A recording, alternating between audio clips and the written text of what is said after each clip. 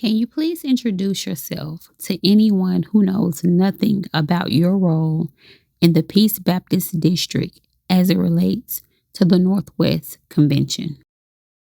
Sure. Tyree Anderson, that's what my parents named me. I have matriculated through school, earned my doctorate in Black Church Studies.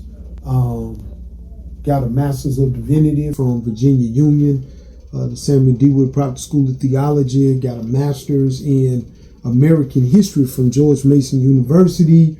Go Blazers. I'm also a graduate of University of Alabama in Birmingham and a proud Lawson State graduate as well. I'm the pastor here at the First Baptist Church of Inslee. Been here 9 years.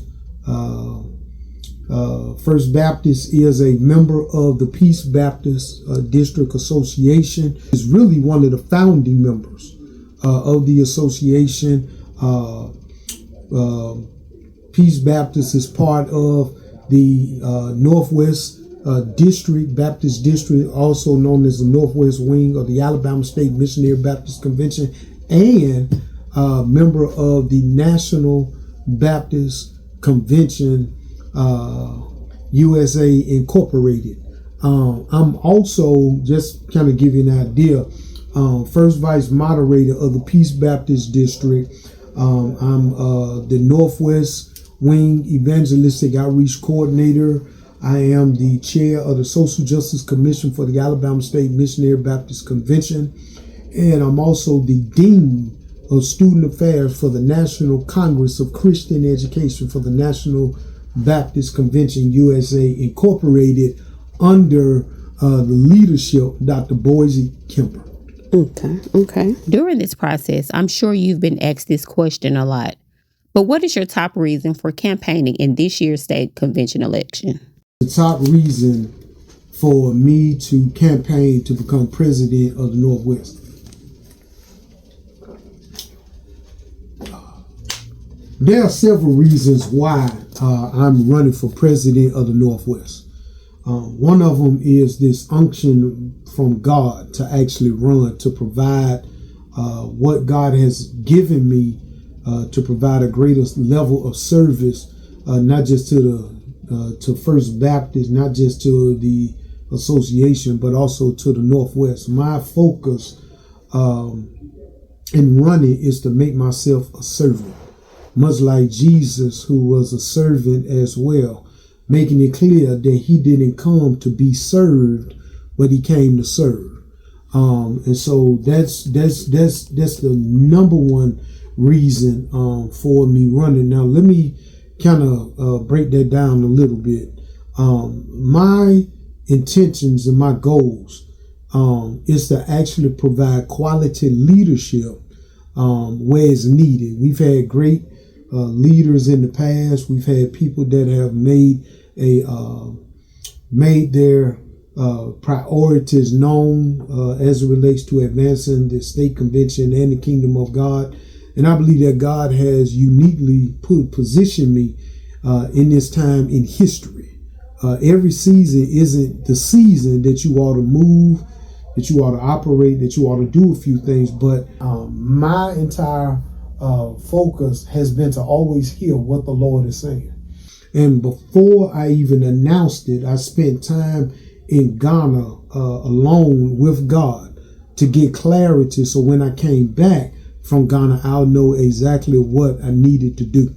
And so me hearing from God giving me my textual reference, specifically dealing with the sons of Issachar, who knew the seasons and the times in which Israel should move and operate.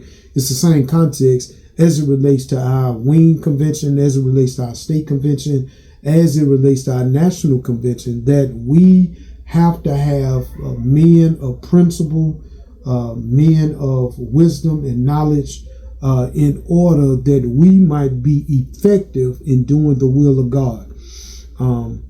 Sometimes that puts us at odds with others, but Jesus was never friends to anybody and everybody. Jesus was friends only to a select few.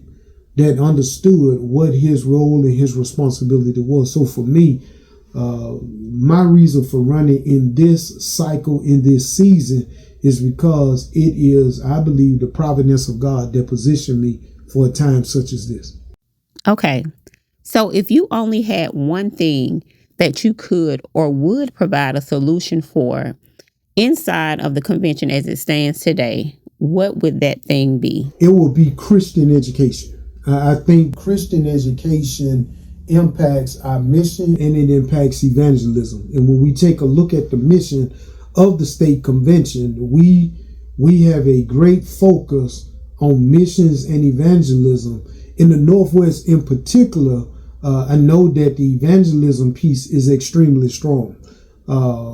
Since I've been leading the evangelistic outreach component, we average almost 500 people every annual session of coming and getting gospel, coming and getting food, coming and getting resources, coming and being taken care of. So all of this is taking place. But I believe that one of the areas that we really need to focus on is Christian education.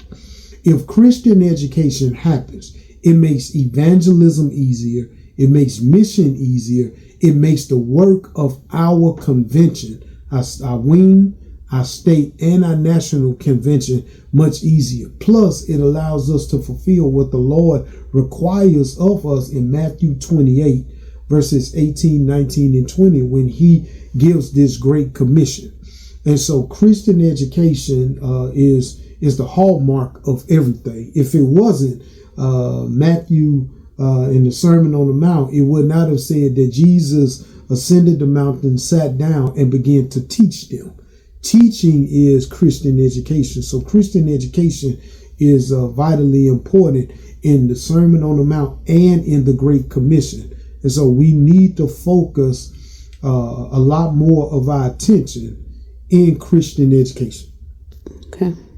So this next question is going to be pretty packed, but what does the future of the Black church look like from your eyes as a pastor in a historically Black church inside of a predominantly Black community, as a political justice revolutionary operating inside of the Northwest Convention? Okay. My doctorate is in Black church studies. And so I have specialized my entire academic work in theology on the Black church. Where do I see the Black church going? What's the future of the Black church? It depends. Depends on whether we are going to do the hard work that's necessary to empower, to equip, to emancipate, and to educate not just our churches, not just our pastors, but also our lay leaders. It is vitally important for our lay leaders to understand that they have a major role. It's not just on the pastors.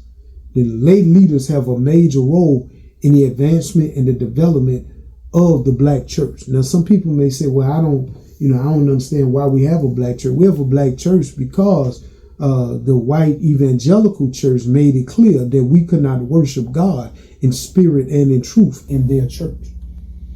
And so looking at it through the eyes of, I guess, a political revolutionary or liberated minded person, I think Jesus becomes that model. I think that too many of us have engaged in reading white all week and then trying to preach Black and thinking that is going to make a difference, that's going to have an impact.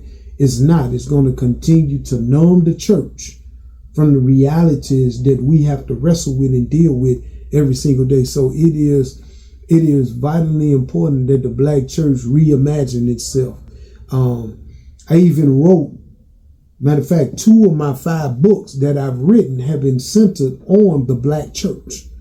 My very first book, which comes out of my doctoral work, Recalled to Its Purpose, The Black Church and the Solution to Incarceration, how the Black community can have a great impact from the work of the black church when the black church is recalled to its purpose. And the one that I released in November 2024, matter of fact, on election day, a call to action, the black church and civic engagement. I think that the black church is positioned now to have a great impact if we are willing and if we are able to do the work that requires us to get out of the four walls and to get into the community and to get down to City Hall, to get to Montgomery, to get to the county seats of the counties that are in the Northwest, and also into Washington D.C. So I think it's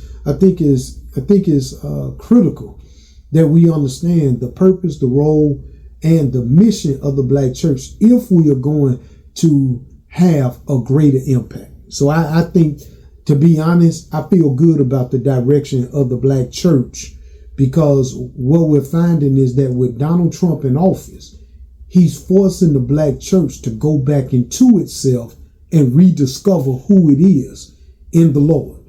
And the fallacies of white evangelical theology, the fallacies of white Christian nationalism is exposing that we are not the same. So I think that this time of division is actually going to bring greater unity. So if anybody ever had a conversation with you, I'm sure at some point they've had one with you discussing preparing the next generation. So with that being said, what is your hope and your plan for the youth, not only of just FBC Inslee, but district-wide, convention-wide? My hope for the youth is that they wouldn't just come to know Jesus.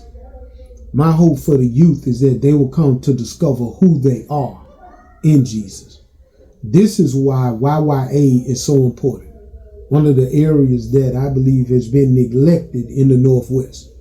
I think YYA holds the key in order to make sure that our young people get knowledge of self, that they begin to get a level of consciousness, that they can be black, they can be Christian, they can still love the Lord, that they don't have to change who they are in order to love the Lord.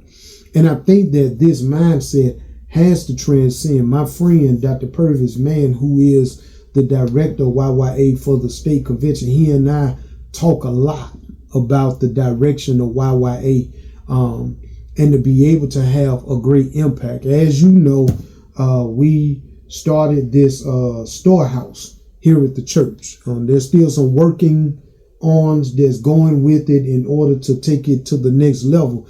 But many of our young people have reaped the benefits of having a visionary pastor that can see ways to get young folk into church and for them to get active in ministry.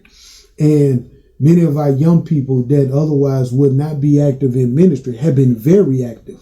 It's showing in their academic studies. It's showing in their interactions with each other. It's showing when they are around other adults. It's all having a holistic effect on them. And I believe that under my leadership as president of the Northwest, YYA is going to go through the roof.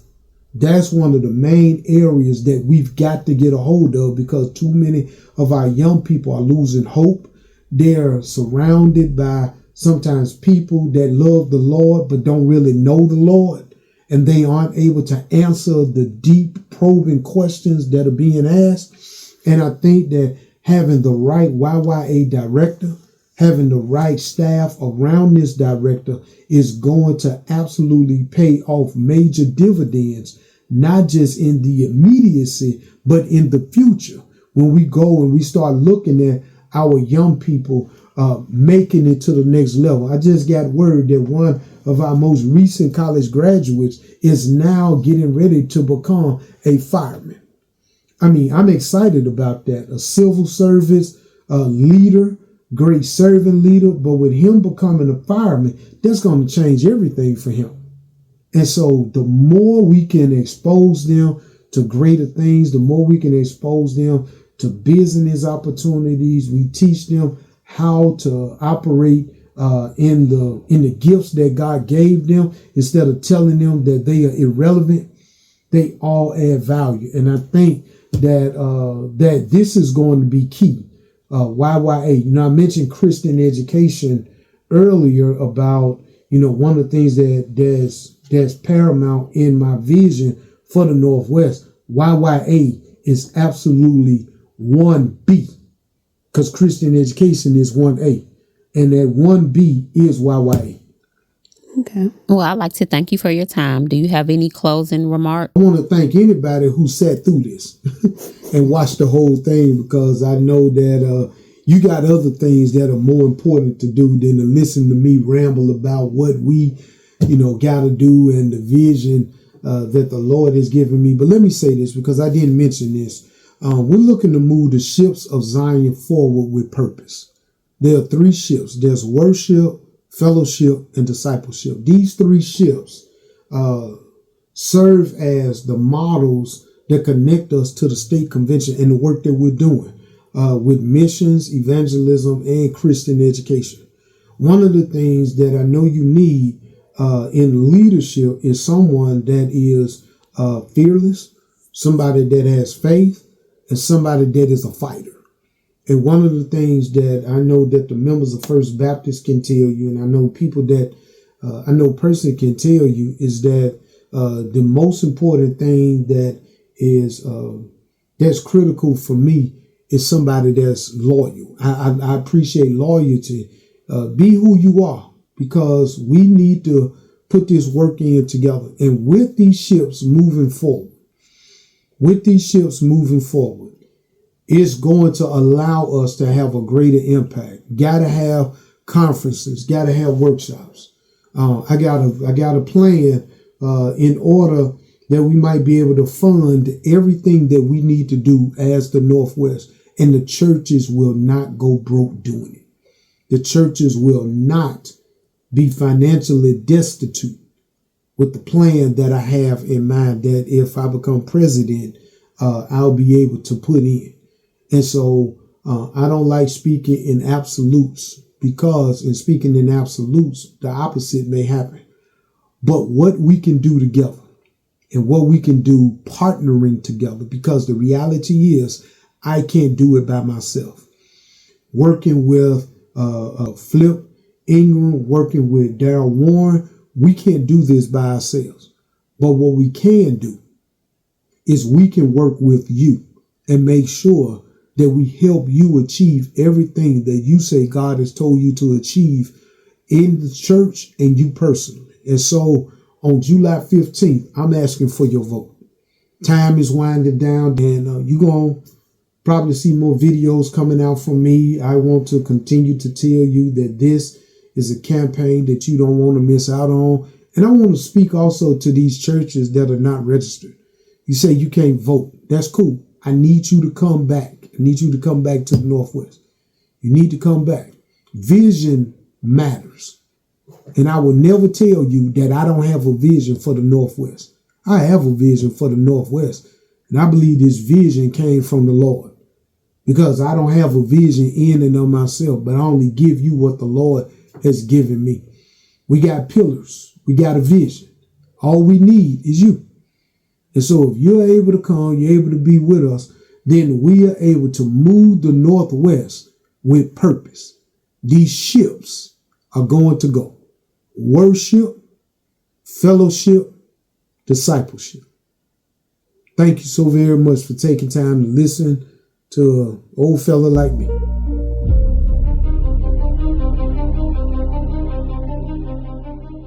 Follow the Beyond Business as Usual platform on YouTube.